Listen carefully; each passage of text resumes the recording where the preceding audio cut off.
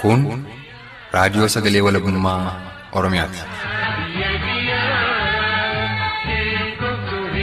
Raadiyoon sagalee walabummaa Oromiyaa sagantaa isaa torbanitti yeroo tokko dilbata galgala keessaa akka lakkoofsa Oromootti sa'a 7 hanga 7:00 akka lakkoofsa Habashaatti ammoo sa'a 1 hanga 1:00 dambalii gabaabaa meetir baandii 16 kiilooheerzii 17,850 isiniif dabarsu amma jalqaba. Raadiyoon sagalee walabummaa Oromiyaa akeeka qabsoo kan saba Oromoo bilisaaf biyya Oromoo walaba sirna dimookiraasii faqaan bulu deebisanii gadi dhaabuuf godhamu deeggara. Akeeka qabsoo kana babal'isuufis hojjeta. Birmadummaan Oromoo dafqa dhiigaaf lafee ilmaan Oromoon dhugooma jedhee amana. Dhaggeeffattoota isaas wareegama qaalii kanaaf kakaasuuf carraaqa. Kun raadiyoo sagalee walabummaa Oromiyaati.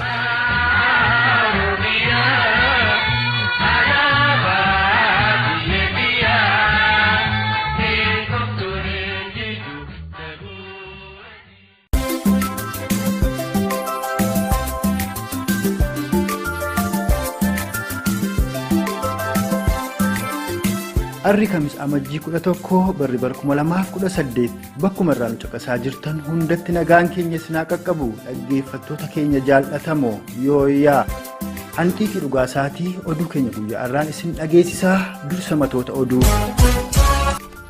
Manni murtii olaanaan mootummaa Koloneeffataa Wayyaanee dhaddacha 19ffaa jedhamuun beekamu oolmaasaa kamisarraan hooggantoota paartii koongireensii federaalistii Oromoo 4 irratti murtii adabbii Addaa murteessuu.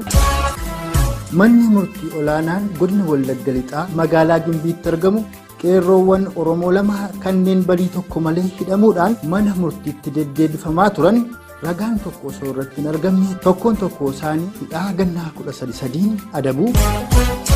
Bilisummaan saba Oromoos ta'ee walabummaan Oromiyaa OPDO dabalatee qaamota Oromoof dubbanna jechaa impaayera Itiyoophiyaa dimookiraatessuuf socho'aniin kan deebii hin arganne ta'uu ka jedhan matoota oduu keenya guyyaa har'aatii amma oduu bal'inaan.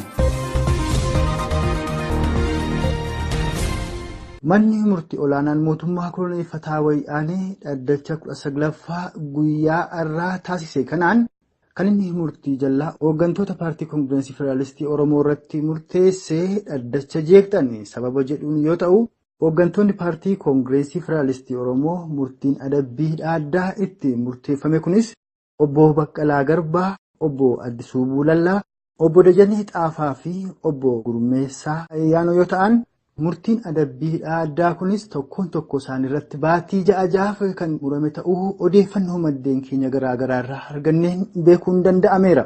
Nus dhimma kana ilaalchifnee ogeessa seeraa Oromoo tokko dubbifneerra. Ogeessi seeraa dubbifne kunis dhimmi kun ija seeraan attamitti akka ilaalamuu fi waan murtiin kun irratti murteeffames akkas jechuun raadiyoo sagalee walabummaa Oromiyaatti hima. Manni murtii federaalaa keessattuu dhaddacha 19ffaani dhaddacha himannaan shororkeessummaa wal qabatu yeroo baay'ee itti dhiyaatu dhaddachumtiin sunuyyuu dhaddacha mana murtiitiin fakkaata. Mirga isaanii ibsachuun dhaddacha jeequun jedhamu ija seeraatiin hoggalaan. Dhaddacha jeequun yakka cimaa ta'e haga baatii 3 malee baatii 6 hin adabsiisu. Kanaaf ifaa ifatti olaantummaan seeraa kan jiru mul'isa. Egaan dhaggeeffattoota keenya jaallatamoo yaadiif ibsi bal'aan ogeessi seeraa dhimma murtii jallaa manni murtii mootummaa Koloneeffataa Wayyaanee hooggantoota paartii koongireensii federaalistii Oromoo irratti yaada isaanuuf qoode kun oduu booda qophii addaa keessatti kan isiniif dhiyaatu ta'aa hordofuun dagatina. Oduu keenyatti aanuun ammoo manni murtii olaanaan godina Wallagga Lixaa magaalaa Gimbiitti argamu dargaggoota Oromoo Dabalii Addaamiif Biniyaam Naataan jedhaman irratti murtii adabbii ganna 13 murteessuun himameeti jira. Akka odeeffannoon gamasii arganne mul'isutti dargaggoonni kun kan qabaman godina Wallagga Lixaa Aanaa Gullisoo magaalaa Callee Ayyaarraa yoo ta'u kan isaan ittiin yakkamuudhaan qabamanis basaasaan mootummaa Koloneeffataa Wayyaanee yeroo dheeraadhaaf ilmaan Oromoo godina Wallagga Lixaa Aanaa Gullisoo keessaa gidirsaa ture Mararaa Dureessaa jedhamu qaaman beekamneen ajjeefamuu ta'uu kan nutti hime jiraataan Aanaa Gullisoo dargaggoonni kun ajjeefamuu basaasaa mootummaa Wayyaanee keessaa kan harkaan qabne ta'uu fi kan isaan hidhaatti darbatamanis fulbaana bara 2017 ta'uusaa akkas jechuun nutti hima. Ijoollee dargaggoon kun kan qabamanii baatii fulbaanaa keessa godina Wallagga Lixaa aanaa Gullisoo magaalaa Callee'ee Kaarraati. Gochaa isaanii ittiin shakkamanii qabamanis gurbaan Mararaa Dureessaa jedhamu ilmaan Oromoo gaaffii mirgaa gaafatan basaasuudhaan dabarsee harka mootummaatti kennuudha. Kanarratti mucaan kun hawaasa keessatti ilaalcha gaarii hin qabaatuuf haala kanarraan kan ka'e galgala tokko dhugaatii dhugee namoota lamaan geggeeffamee utuu galaa jiru bakka namoonni sun biraa deebi'anitti du'aan isaa ganamaa uummata arganii kanarraan ka'uudhaan ijoollota naannaa sana turan yaada addaa kan irraa qaban naannaa nama 8 sababii irratti funaananii mana hidhaatti dararsaa turanii isaan keessaa namoota gara 5 gadi lakkisanii ijoollee 2 ragaa tokkotu irratti hin argatin murtii hidhaa waggaa 13 irratti dabarsaniiti jiru. Ijoolleen murtiin kun itti murtaa'ee tokkoffaan Dabalii Addaan jedhama, lammaffaan Biiniyaam Naattaan jedhama. Mana murtiitti yoom dhiyaatan manni murtii murtoo akkasitti murteesse kun isa kam laata? Mana murtii godina Wallagga Lixaa magaalaa Gimbiitti kan argamu. Dura waajjira poolisii aanaatti kan isaan qoratamaa turanii achi immoo mana murtii godinaatti ol dabarsanii murtiin kun itti murtaa'ee amma mana hidhaa Wallagga Lixaa magaalaa Gimbiitti argamu keessatti hidhamaniitu jiru. Oduu keenya dhumaatiin ammoo warraaqsi walabummaa Oromiyaa mirkaneeffachuu fi bilisummaa mataasaa dhugoonfachuuf uummanni Oromoo walitti fufiinsaan gaggeessaa jiru kun kan inni galma ga'uu danda'u abbaa qabsichaa akka ta'e uummata Oromoon malee qaamota fakkeessaaf qabsoo Oromoo keessa harka naqataa jiraniin galma ga'uu kan hin dandeenye ta'uun dhagayameeti jira. Akkuma beekamu hooggantoonni OPDO dhiyeenya kana qabsoo Oromoo gufachiisuuf Tooftaalee garaa fayyadamaa jiraachuun akkuma yaadatamu haaluma wal fakkaatuunis qaamonni impaayirri Itoophiyaa yoo dimokiraatofte gaaffii Oromoof deebiin ni argama jechaa jiranis danuu ta'anii mul'ataa jiru. Haa ta'u malee qaamni gaaffii Oromoof deebii kennuu danda'u uummata Oromoof qeerroo Oromoo qofaa ta'uu kan nutti himu qeerroo Oromoo yaadasaa raadiyoo sagalee walabummaa Oromiyaaf qoode kana. Ilaalcha uummanni OPDO irraa qabu hammalee illee miti qaamuma murtaadhaaf of duukaa yaasanii akka isaan faarsan gochaatti jiru. Kun immoo gara fuulduraattis wanta baay'ee adeemsisu miti. Oromoon kanaan duras bifa Habashaa jalatti baay'ee miidhamee jira. Saba bal'aa ta'ee biyyicha keessa kan jiru Oromoodha. Kan miidhamaa jirus Oromoodha. OPDOon utuu dhuguma ilmaan Oromootiif dhaabbata ta'e, utuu aangoo qabaate ta'e, yeroo mootummaa Wayyaaneen dararsama ilmaan Oromoo irratti geggeessu. Maaliif dura goree irraa hin darbu? Waggaa 26 olii fi mootummaa Wayyaanee ilmaan Oromoo dararsaa turan. Warri Oromoof dhaabbanna jedhanii of waamanii wanta irratti dhaabbatanii Oromoo murteessan tokkoyyuu hin qaban. Kanaafiyyuu OPDOon ilmaan Oromoo ni bilisoomsa kan jedhu amanamaa miti. Kun eenyuun duraayyuu dhokataa miti. Oromoon bilisoomee biyya isaa irratti hiree ofii isaatii amma inni ofiin murteeffachuu danda'u. Qabsoo qeerroon geggeessuu qabu ammayyuu cimsee itti fufu. Qabsoo keessatti du'uun jira hidhamuun jira bilisummaan akkasumatti hin deemee manatti namaaf maatii ilmaan sanaan biyya dhagaameyyuu ilmaan Oromoo warri hafan immoo kanatti booree godhatanii qabsoo kana bira akka isaan deebi'uu hin qabne harkaansi ilmaan Oromoo irratti fudhatamaa jirus ilaalanii sodaatanii akka isaan dudduuba hin deebine gara fuulduraatti cimanii tokkummaadha akka isaan deeman kan jedhu yaada qabu. Egaan dhaggeeffattoota keenya jaallatamoo oduutti guyyaa irraaf qabannee isiniif dhiyaanne kanuma gammaa ture qophiilee keenya afaan waliin turtii gaarii qabaadha.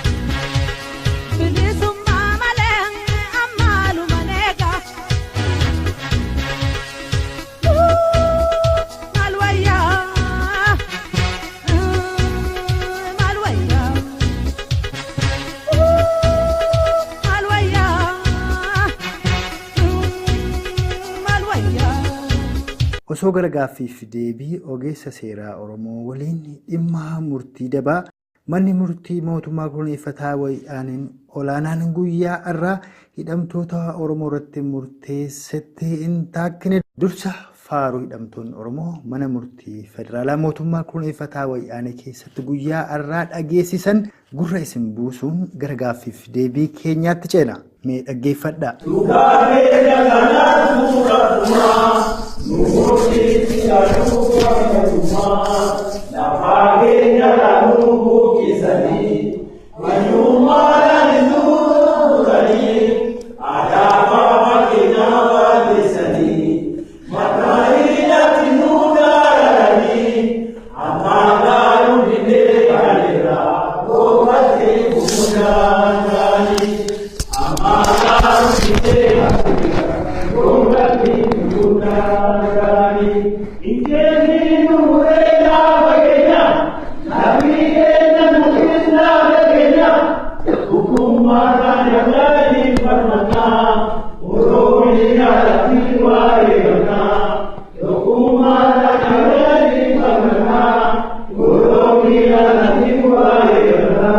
Tolega ogeessi seeraa Oromoo mee murtii jallaan mana murtii mootummaa Koloneeffataa Wayyaaneen guyyaa irraa hidhamtoota Oromoo irratti murteeffame kun ija seeraan akkamittiin ilaalama?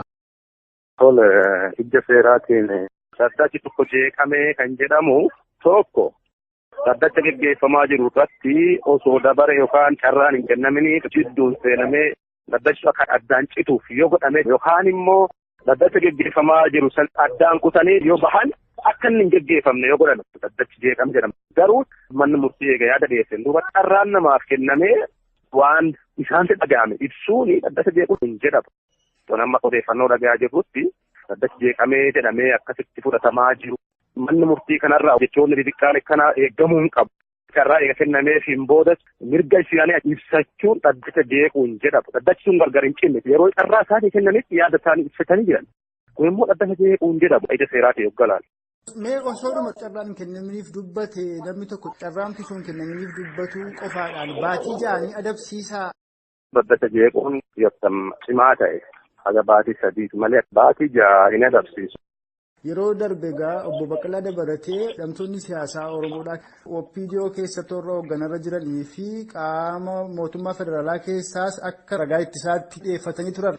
Haa ta'uti namoonni kun dhaqanii ragaa ba'uuf hin dandeenye guyyaa har'aas manni murtii akka isaan hin dhufneedha kan inni beeksisee jedhama. Mee dhimma kana akkamittiin ilaalta? Dhimmi kun akkanaaf fakkaatutti. Tokkoffaa manni murtii federaalaa keessattuu dhaddachi 19ffaan dhaddacha himannaan shororkeessummaa wal qabatu yeroo baay'eetti dhiyaatu. Namni dhaddacha san dhufee dhaabatus ta'e maatiin achitti argamu qabdiirraan qabu. Maaliif wanni achitti mul'ata, wanni achitti dhagahama. Dhaddachi sunuyyuu dhaddacha mana murtiitiin fakkaatu. Kanaan wal qabatee gaafii kaatee kanarratti wanni nuti hubannu dhaddachi kun aangawoota olaanoo kana yaamsisee mana murtii kana dhiyeessuu hin dandeenye. Kun waan mul'ataati. Waamichi dhaqqabeefis immoo warri kun hagga har'a dhiyeessuu dadhabanii jennaan yaada ka jijjiiratanii jechuudha. Nama seeraa oli malee seerri namaa gadi ta'uusaati akka hubachiisu. Kun olaantummaan seeraa kan jirru mul'isa.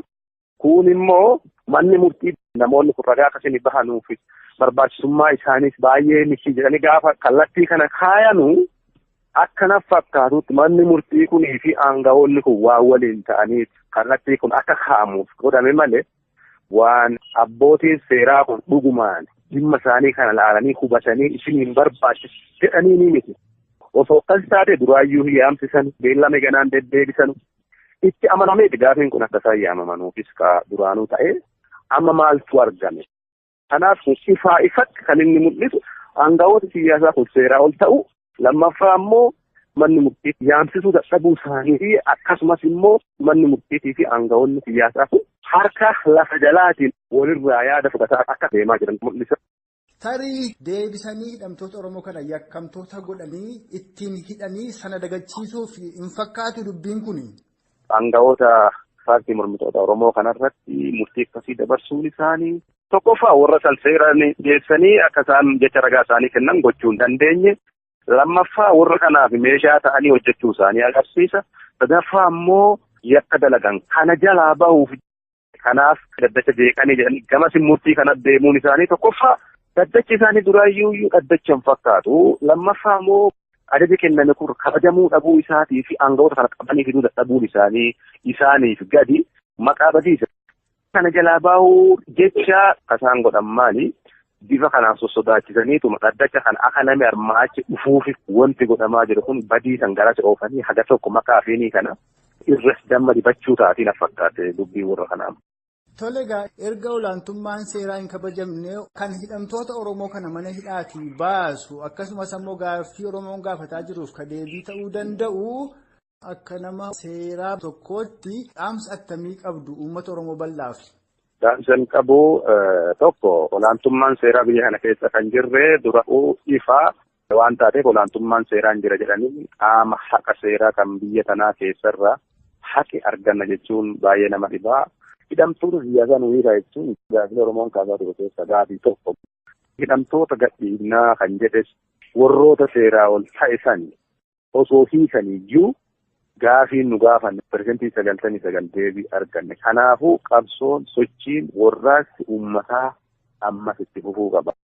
Tole egaa ogeessi seeraa Oromoodhaa ka Oromiyaa keessa jirtu dhimma nageenya keef ka maqaa kee dubbatuu hin barbaanne ibsaa fi yaada bal'aa karaa raadiyoo sagalee walabummaa Oromiyaa uummata Oromoof laatteef guddoon si galatoomfadhaa.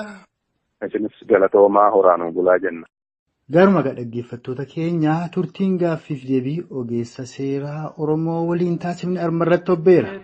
Kanattaan sun ammoo kan isiniif dhiyaatu qophii keenya kamaa isaa akka ta'e dhaamsa raadiyoo sagalee walabummaa Oromiyaati gama kiyyaan uumaan nama boriin tolchinnaa dhaamsitti fufa.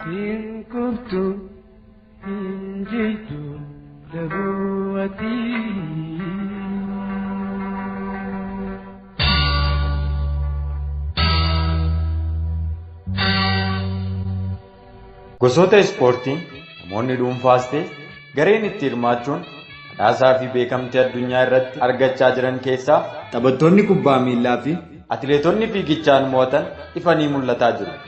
Gosoota fiigichaa badhaasa argamsiisan keessaas dhuunfaan fiiganii kanneen mo'atan akkuma jiran gosa fiigichaa gareen godhamu keessatti gareen akeeka isaa cimsee beekuun mo'uuf fiiguu injifatee gareen laafina mul'ises kufuun beekamaadha. Gosoota fiigichaa gareen fiigamu keessaa tokko yoo fudhanne fiigicha ulee olitti kennuuti. Akka seera fiigicha kanaatti garee tokko keessaa namni tokkoffaa irra jiru dorgommii kan eegalu yoo ta'u kan fiigicha sana xumuru ammoo fiigaa isaa afuraffaa irra jirudha. Moo fi dhiisuun ciminaa fi murannoo akkasumas wal dhageettii garee kanaa irratti kan hundaa'u ta'ullee ulaagaa jiru darbee gareen mo'ate geebas ta'u badhaasi maallaqaa argatan kan garee sana hundaati malee kan isa eegalee yookaan kan isa xumuree qofa miti. Gareen waliin gallee fi akeeka fiiguuf dagachuun qalbiin qara ilaale yookaan garee sana keessaa ulee qabatanii fiigan yeroo eegee kennuu kan hanqate yookaan anumatu fiigee xumura jedhu yoo dhalate ammoo sirri fiigichaa cabuu daran gareen waliin dorgomaa jiran naaraan fiigaa waan jiruuf garee ofittummaan keessatti mul'atee fi akeeka fiigaa jiruuf jijjiire kan mudatus mo'amuudha. Kanaaf gareen dorgommii fiigicha ulee walitti kennuu irraa qooda fudhatu kan inni wal jijjiiru ulee qofa osoo hin taane akeeka fiigaa jiraniif kan ta'e mo'anii geeba badhaafamus qaama isa itti aanutti amantaan dabarfatu jechuudha. Egaan waa malee manni naaru jedhama mitiire anis waa malee kanan kaafne. Qabsaan sabaaf qabsaa'u tokkos yeroo lafa guuru qabsoo fi akeeka yookaan kaayyoo qabsoon saba isaa deemsifamaafii jiru sanas labatatti dabarsuu qaba. Qabsaawaan saba isaafis ta'e qabsichaaf quuqama qabu. Yoo kana hin taane akkuma garee fiigicha ulee walitti kennu natu xumura jedhee kan gadaasaa malee rincicuu fi kan akeeka qabsichaa jijjiiru taanaan ofiis dogoggoree dhaloota daandii irraa maqsuuf kan adeemu akkasumas saba isaaf amanamuu dhabuusaan qabsoo sabichaa akka ganeetti ilaalamuu qabas yoo jedhame dogoggoran fakkaata. Qabsoon sabni Oromoo jaarraa tokko oliif dhiigaa lubbuu aarsaa itti baasuun irraan ga'e kunis adeemsota fakkeenyaaf kaafame kana keessa qaxxaamuraa irra ga'uun wal nama hin gaafachiisu.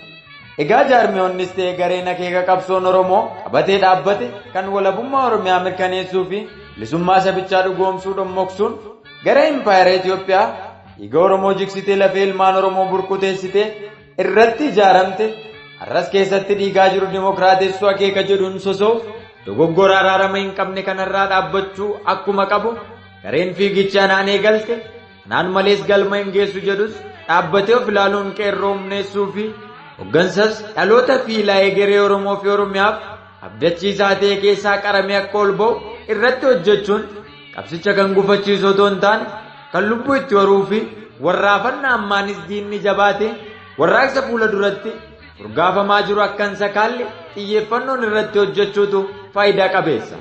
Gareen ejjennoo hin qabne akka dhallaadduu bishaan qarqaraa ilaalan gamaa fi gamanatti darbatamuun osoo beekuus ta'e osoo hin beekne afaan faajjii uummata gidduutti uumuun qabsoo Oromoo gufachiisaa akka jiruu fi diina humneessaa akka jiru hubate biyyaan baataa onnatu siif beekaa dhiisee akka qeerroo fi qarreen deemanitti yoo humneesse inni fira qabsoo Oromooti. Yommuu anatu si hoogganaa fi asiin deema ammaan duraan ilmaan Oromoo kiyyoo diinaatti naquu itti fufe inni diina warraaqsa Oromoo ta'uu isaaf gochaan isaa waan dhugoomsuuf qeerroo fi qarreen Oromoo qaamota akkanaa irraas of eeggatu akka qaban dhaammachuu jaallanna. Yaa uummata Oromoo qabsoo kee gannoota dheeraaf wareegama qaalii si baasise akka laamsha'uuf tooftaanarra keessaa fi alaan sirratti xaxamaa jiru qeerroo fi qarree keessa kaalanii qabu akka ta'e beekte ilmaan kee fi qabsoo kee miidhamarraa dandamachiisuuf akkasuma qabsoo kee galiin dhaqqabsiisuuf warraaqsa kee finiinsuu maddiitti qabxiilee kanneen beekuun itti dhimma bahuun gaarii ta'a. Jalqaba irratti murni caasaa ergama mootummaa koloneeffataa wayyaanee OPDO biyya keessaan harka walitti naqachuun tumsa miidiyaa fi gorsaan diina kee jajjabeessu adda baastee hubachuun qabsoo kee irraa maganfachuun abbummaa qabsoo kee eenyuu fuutuu hin ille warraaqsa kee finiinsuu qofti galma qabsoo keetti kan si dhiyeessu ta'uu hubadhu. Murni qabsoo kee ganama kan walabummaa biyya kee mirkaneessuu fi bilisummaa mataa kee dhugoomsuuf manaa ba'ee fi gaaddisa qabsoo kanatti wareegamni qaaliin ilmaan kee kaffalame cichaa aangoo fi ofittummaan kan galii kee warraafachiise ta'uu hubattee galma kee dhaqqabuu kan si dandeessisu warraaqsa ati geggeessituu fi jaarmiyaati of keessaa horattuun ta'uu qalbeeffadhu. Xumura irratti bakka jirtutti walitti siquun wal mari'adhu, wal ijaari, hidhadhu wal hidhachiisi, lolii wal lolchiisi, biyya kee afaan qawween koloneeffatamte afaan qawween walaboomsadhu, bilisummaa mataa kees mirkaneeffadhu kan jedhu dhaamsa raadiyoo sagalee walabummaa Oromiyaa kan guyyaa har'aati. Oromiyaan ni walaboomti, Oromoon ni bilisooma. Raadiyoo sagalee walabummaa Oromiyaa.